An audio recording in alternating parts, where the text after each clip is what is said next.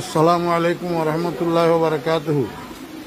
প্রিয় মুসলিম ভাই সব, আমি মাওলানা ফরিদউদ্দিন আল মোবারক বলতেছি। আমার মাদ্রাসা উত্তর হরিপুর জমিরিয়া মাদ্রাসা, বাংলা বাজার, ছাগলনাইয়া, ফেনী সম্পূর্ণ পানির নিচে নিমজ্জিত। মাদ্রাসার টিন সেট ঘরগুলা দেখতেছেন আপনারা, সম্পূর্ণ পানির নিচে, এবং রান্নাঘর পানির নিচে, মসজিদের ভবন এবং মাদ্রাসার ভবন নিচতলার প্রায় 62 পানির নিচে।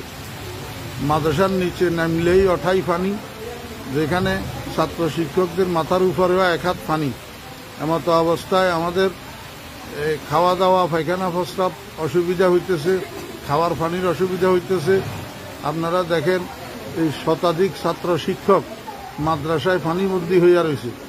এই অবস্থায় হৃদয়বান মুসলমান ভাইদের এবং বিভিন্ন স্বেচ্ছাসেবক সংগঠনগুলোর কাছে আবেদন, আপনারা মেহরবানি করি এখান থেকে আমার ছাত্র শিক্ষকদেরকে উদ্ধার করেন।